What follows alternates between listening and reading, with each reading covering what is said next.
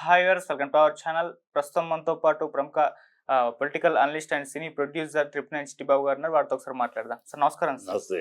Sir 2 రోజుల నుంచి ఇప్పుడు సోషల్ మీడియాలో ఒకటే వర్డ్ సార్, ఈవెన్ ట్విట్టర్లో కూడా బాగా ట్రెండ్ అయిపోయింది, సీజ్ ద షిప్ అని చెప్పేసి. అంటే పవన్ కళ్యాణ్ గారు అక్రమంగా బియ్యంని రవాణా చేసేస్తున్నారు అని చెప్పేసి ఆయన వెళ్ళడం, అక్కడ సీజ్ ద షిప్ అనడం, అదంతా కూడా సోషల్ మీడియా వైరల్ అయిపోతుంది. ఇప్పుడు ఇష్యూ కూడా రైజ్ అయిపోయింది.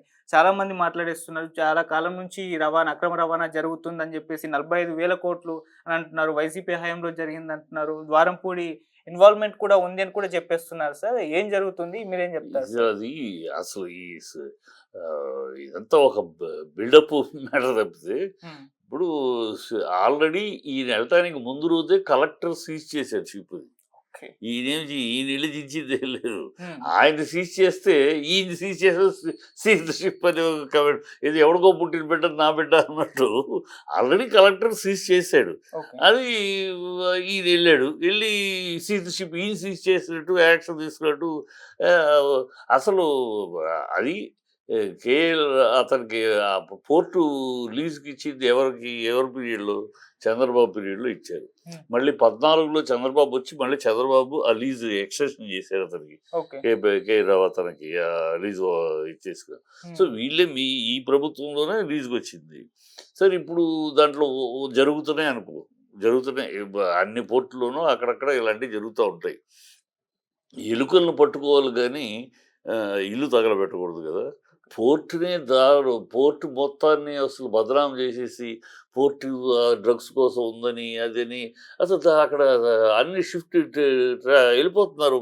ఆ పోర్టు వదిలి కృష్ణపట్నానికి వెళ్తున్నారు, గుజరాత్కి వెళ్ళిపోతున్నారు. కానీ ఇది ఏం ప్రభుత్వం ఏం చేస్తున్నారు? పోర్టులు మూసేస్తారా? ఇప్పుడు ఇంట్లో ఎలుకలు పడ్డాయంటే ఎలుకలు పట్టుకోవాలి. అది ప్రభుత్వం మీ దగ్గర ఉంది, కేంద్రంలో మీరున్నారు, చేసుకుని పోర్టు అథారిటీ పిలిపించుకుని అది ఎక్కడ జరుగుతుంది పట్టుకోవాలి. అది ఏదో మీరు రాజకీయంగా ఒక వ్యక్తి కోసమనో ఒక దీనికోసం చేస్తారో తప్పితే పోర్టు నాశనం చేస్తే 10,000 మంది ఉద్యోగులు బతుకుతున్నారు పోర్టు మీద. కాకినాడలో టెర్రరిస్టులు వస్తారు. ఇంతవరకు కాకినాడ చరిత్రలో ఎప్పుడు లేదే. అది కాకినాడ అనేది అసలు పెన్షన్ వాళ్ళకి స్వర్గధామం. అంటే దేశంలో రాష్ట్రంలో ఎక్కడ పెన్షన్ ఉద్యోగాలు అయిపోయినా ఆ పెన్షన్ వచ్చి హ్యాపీగా కాకినాడ దగ్గరికి వచ్చి బతుకుతారు. ప్రశాంతమైనది జమ్మన్ కాకినాడ పోర్టు ఆ ప్రదేశం అంతా. అందుకని పెన్షన్స్ హబ్ అంటారు. కాకినాడ పేరే పెన్షన్స్ హబ్. పెన్షన్దారులు అందరూ అక్కడ రిటైర్ అయిపోయినాక అక్కడికి వచ్చి వాళ్ళు కాలం చివరి రోజులు గడుపుకుంటానికి ఆశపడతారు, ఇష్టపడతారు. అలాంటి దాన్ని మొత్తం పోర్టుని బదనాం చేసి మాట్లాడతారండి. జరిగితే ఒకటి పట్టుకోండి, యాక్షన్ తీసుకోండి, దాన్ని కరెక్ట్ చేయండి, మీ చేతిలో అధికారం ఉంది, అక్కడ ఉంది. దానికి ఉన్న స్టేట్మెంట్లు బయటకు వచ్చి స్టేట్మెంట్లు యాక్షన్ తీసుకోవాల్సింది పోయి స్టేట్మెంట్లు అస్సలు మొత్తం అదేదో అసలు పోర్టు మొత్తం ఎగుమతులన్నీ కొకైన్లును ఇవే జరుగుతున్నట్టు పోర్టులు మొత్తం బదనాం చేస్తే ఎక్కడ జరుగుతుంది? దిగుమతులు ఆగిపోదు.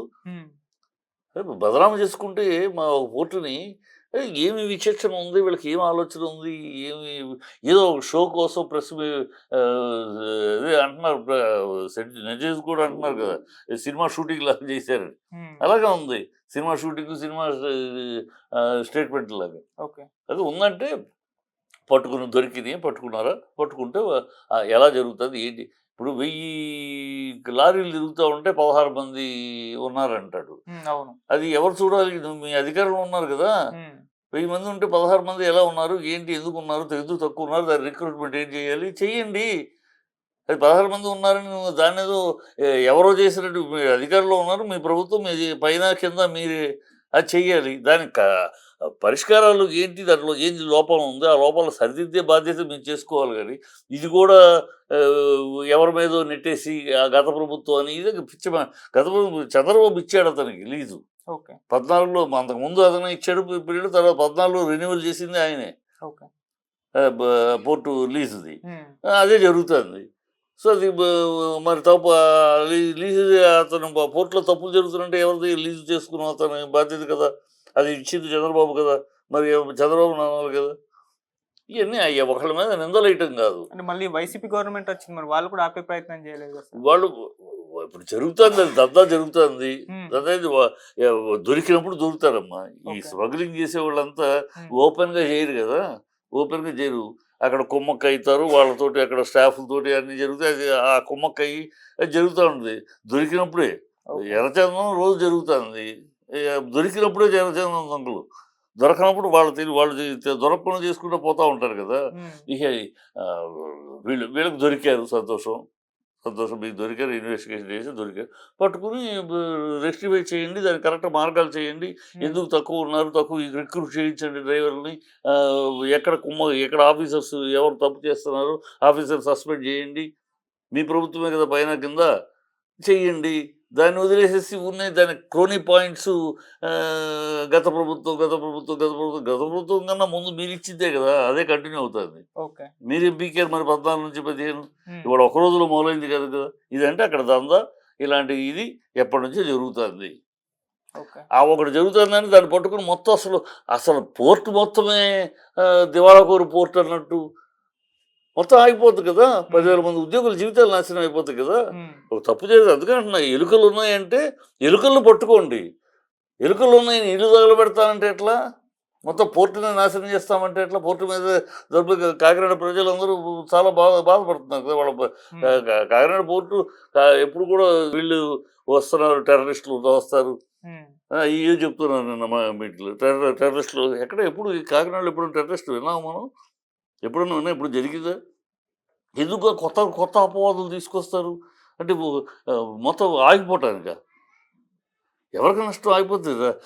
దాన్ని పెంచుకుని శుభ్రంగా ఆదాయం, ప్రభుత్వ ఆదాయం పెంచుకుంటానికి అవకాశం, ఎగుమతులు పెంచడానికి అవకాశం, ఎక్కడ తప్పు జరుగుతుందో తప్పు తీసుకెళ్లాల్సింది పోయి, ఇదేమి రాజకీయము, ఇదేమి పద్ధతి? హ్మ్. ఉప ముఖ్యమంత్రి నన్ను ఎవరు పట్టించుకోరు, నీకు ప్రోటోకాల్ లేదయ్యా. అక్కడ ఉప ముఖ్యమంత్రికి మన కాన్స్టిట్యూషన్ ప్రకారం ఉప ముఖ్యమంత్రికి ఎలాంటి అధికారాలు లేవు. ఓకే. అతను ఒక మంత్రి లాంటోడే. హ్మ్. ప్రత్యేక అధికారాలు ఏమీ లేవు. సీఎం ఉండే అధికారాలు లేవు. హ్మ్. అక్కడ అంటే సీఎం వస్తే ప్రోటోకాల్ వస్తుంది, డిఎస్పీ వస్తారు, ఇంకోళ్ళు వస్తే ప్రోటోకాల్ అది. హ్మ్. ఉప ముఖ్యమంత్రికి ప్రోటోకాల్ లేదు. ప్రోటోకాల్ వాడు రాలేదు, వాడు వీడు అంటాడంటే తప్పు కదా. నువ్వు ఒక కానిస్టేబుల్ కొడుకువి, ఒక డిఎస్పీని వాడు రాలేదు అంటే వాడు వీడు ఏకవచనంలో మాట్లాడడం ఏమి అసలు ఏ విచక్షణ లేదు, ఏమీ లేదు. ఏదో సినిమా స్టైల్ మాటలు తప్పితే కరెక్ట్ కాదది. ఓకే. అలాగే సార్, ఇప్పుడు దీన్ని ఇష్యూని పవన్ కళ్యాణ్ గారు రైజ్ చేయడం వల్ల ఇప్పుడు ఆయనకు ప్రాణహాని ఉంది. ఎందుకంటే ఇది కాస్త ఇంటర్నేషనల్ స్మగ్లింగ్ గ్యాంగ్‌కు వల్ల ఈయనకి ఇబ్బంది ఏర్పడే అవకాశం ఉంది. ఈ ఇష్యూని రైజ్ చేయడం వల్ల. అందుకే సెక్యూరిటీ పెంచాలని చెప్పేసి జనసేన వాళ్ళు కూడా కోరుతున్నారు సార్. మరి నిజంగా ఆ స్థాయిలో ఉందంటారా సార్? అదే కదా, ఎన్ని అంటే శత్రువులు పెరిగిపోయారు. ఎన్ని బిల్డప్లు ఇచ్చుకుంటాయి. ముందు బిల్డప్లు ఈయన చేసేసాడు, ఈయన చంపడానికి ప్రయత్నాలు, ఇదొక పెద్ద బిల్డప్, హ్మ్. ఇదొక సింపతి గెయినింగ్. ఇవన్నీ ఎందుకు ఈ పిచ్చి వేషాలు? పని చేయండి, గెలిపించారు, పదవిలో కూర్చున్నారు, పనులు చేయండి, ప్రజలకు ఇచ్చిన హామీలు నెరవేర్చండి. హ్మ్. ప్రజలకు ఇచ్చిన హామీలు సూపర్ సిక్స్ అన్నారు, అవి చెయ్యండి. ఇప్పటికి 91 అమ్మాయిలు మిస్ అయ్యారు, 32,000 అమ్మాయిలు మిస్ అయ్యారని ఒక అబద్ధం చెప్పావు ఉప ముఖ్యమంత్రి పవన్ కళ్యాణ్ నువ్వు.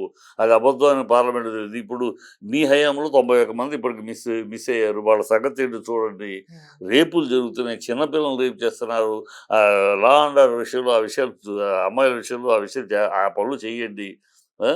ఊరినే ఈ డ్రామాలు ఎందుకు? ఏదో చేస్తున్నామని డ్రామాలు, ఈ బిల్డప్పులు, ఈయన చంపడానికి పెద్ద కూటమి ఉంది. గతంలో ఇంటి దగ్గర కారుంటే కారు ఎవడో పార్క్ చేసి వెళ్ళిపోతే నా మీద రెక్కి జరిగిందల్లా. ఎందుకు ఈ డ్రామాలు? హ్మ్. ప్రజలకి ఈ డ్రామాలు అన్నీ పనిచేయవు. ఆల్రెడీ ప్రజలకు తెలుసు. ఓకే. డ్రామాలు ఈయనకి చంపడానికి వినటానికి కూడా హాస్యాస్పదంగా ఉంది. హ్మ్. బిల్డప్పులే. ప్రతిదానికి ఒక బిల్డప్ ఇచ్చుకుంటాం. ఈయనకెళ్ళాడు. గతంలో వెళ్ళలేదా? గతంలో ఎంతమంది మంత్రులు ఇన్స్‌పెక్షన్‌కెళ్ళా? హ్మ్. ఈయనే మొదటిసారి వెళ్ళాడా ఏంటి ప్రపంచంలో? ఓకే. చాలామంది ముఖ్యమంత్రులు వెళ్ళారు, మంత్రులు వెళ్ళారు, హ్మ్. గత ప్రభుత్వంలో వెళ్ళారు, అంతకు ముందు వెళ్ళారు.